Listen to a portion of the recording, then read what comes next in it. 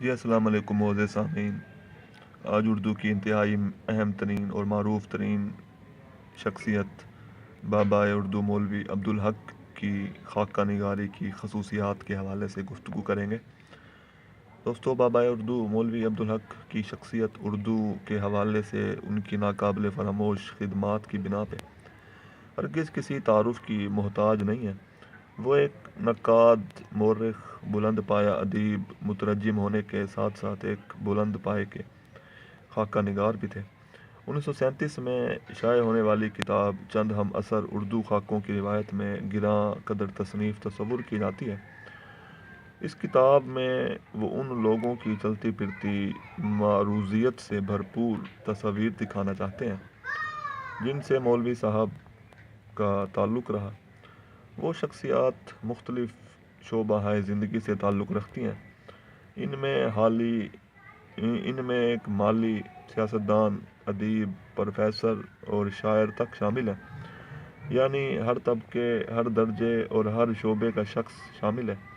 مثلاً اس کتاب میں مولوی چراغ علی، مولانا حالی، نامدیو مالی، ڈاکٹر سید علی بلگرامی، خواجہ غلام الثقلین، کلیم امتیاز الدین، وحید الدین سلیم، محسن الملک، محمد علی مرحوم، غلام قادر گرامی، پروفیسر مرزا حیرت اور اس کے علاوہ سر سید علامہ اقبال جیسے حضرات کے خاکے بھی عداوت، محبت، نفرت، ذاتی تعلقات اور علمی سماجی مقام و مرتبے سے بالا تر ہو کر کھینچے گئے۔ مولوی صاحب نے ان شخصیات کی وفات کے صدمے سے مغلوب ہو کر یہ خاکے کھینچے اور خاکے نگاری کے فن کو استعمال کرنے کے ساتھ ساتھ خلوص اور محبت کے جذبات کا اضافہ کر کے ان خاکوں کی دلکشی میں مزید اضافہ کیا۔ اس کے علاوہ مولانا حالی کا اگر ہم خاکہ دیکھیں کہ کس طرح مولوی صاحب جو ہیں مولانا حالی سے اپنی عقیدت کا اظہار کرتے ہیں اور ان کی شخصیت سے پردہ اٹھاتے ہیں۔ مرحوم ہماری قدیم تہذیب کا ایک بے مثل نمونہ تھے۔ شرافت اور نیک نفسی ان پر ختم تھی۔ چہرے سے شرافت، ہمدردی اور شفقت ٹپکتی تھی اور دل کو ان کی طرف کشش ہوتی تھی۔ مولوی صاحب خاکہ نگاری کرتے وقت موصوف کی شخصیت کے اوصاف حمیدہ اور علمی استعداد، صلاحیت سامنے لا کر نوجوانوں کو سیکھنے سمجھنے کا سامان پیدا کرتے ہیں۔ مولوی محمد علی جوہر کا خاکہ پڑھ کر اندازہ ہوتا ہے کہ مولوی صاحب کس طرح ان کی شخصیت کے مختلف پہلوؤں کو عیاں کرتے ہیں۔ کہتے ہیں مولانا محمد علی مرحوم عجیب و غریب شخص ہوئے ہیں۔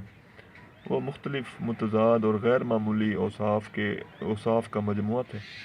اگر انہیں ایک آتش فشاں یا گلیشیئر سے تشبیہ دی جائے تو کچھ مبالغہ نہ ہوگا۔ دونوں میں عظمت اور شان ہے، لیکن خطرہ و تباہی بھی موجود ہے۔ مولوی صاحب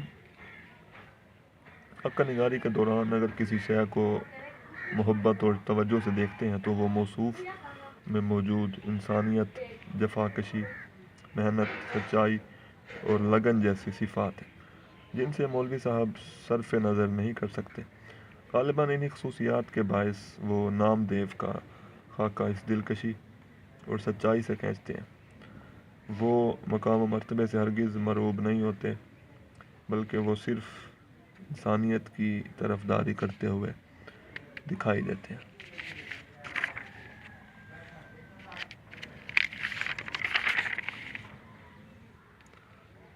نامدیو مالی کے خاکے میں لکھتے ہیں کہ مجھے نامدیو مالی کا خیال آتا ہے تو میں سوچتا ہوں کہ نیکی کیا ہے اور بڑا آدمی کسے کہتے ہیں۔ ہر شخص میں قدرت نے کوئی نہ کوئی صلاحیت رکھی ہے۔ تھا تو ذات کا ڈھیر، پر اچھے اچھے شریفوں سے زیادہ شریف تھا۔ ایک اور جگہ نامدیو کے بارے میں لکھتے ہیں وہ بہت سادہ مزاج، بھولا بھالا اور منکسر المزاج تھا۔ اس کے چہرے پر بشاشت اور لبوں پر مسکراہٹ کھیلتی رہتی تھی۔ چھوٹے بڑے ہر ایک سے جھک کے ملتا، غریب تھا اور تنخواہ بھی کم تھی۔ کام سے عشق تھا اور آخر کام کرتے کرتے اس دنیا سے رخصت ہو گیا۔ اسی طرح ایک خاکے میں گدڑی کا لال نور خان کی صفات کو اس خوبصورتی سے پیش کرتے ہیں کہ قاری متاثر ہوئے بنا رہ نہیں سکتا۔ لکھتے ہیں حساب کے کھرے، بات کے کھرے، دل کے کھرے تھے، وہ مہر و وفا کے پتلے اور زندہ دلی کی تصویر تھے۔ مولوی صاحب ان خاکوں سے قارئین کو کوئی سبق یا نصیحت کرنا چاہتے ہیں، اور اس مقصد کی تکمیل کی خاطر بالکل گمنام سے اشخاص کا خاکہ کھینچتے ہوئے شرماتے اور گھبراتے نہیں ہیں۔ ایک عام سپاہی نور خاں کے خاکے کا آغاز کرتے ہوئے لکھتے ہیں: لوگ بادشاہوں اور امیروں کے قصیدے اور مرثیے لکھتے ہیں، نامور اور مشہور لوگوں کے حالات قلم بند کرتے ہیں، میں غریب سپاہی کا حال لکھتا ہوں اس خیال سے کہ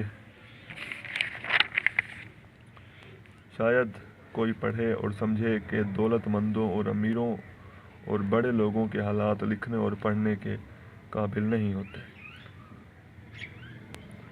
مولوی صاحب اس خوبصورتی اور سچائی سے بالکل گمنام سے اشخاص کا خاکہ کھینچ کر ان کی خصوصیات دکھاتے ہیں کہ قاری ان لوگوں کو ایک ہیرو کے روپ میں دیکھنے لگتا ہے اور ان کرداروں سے ایک اپنائیت سی محسوس کرنے لگتا ہے۔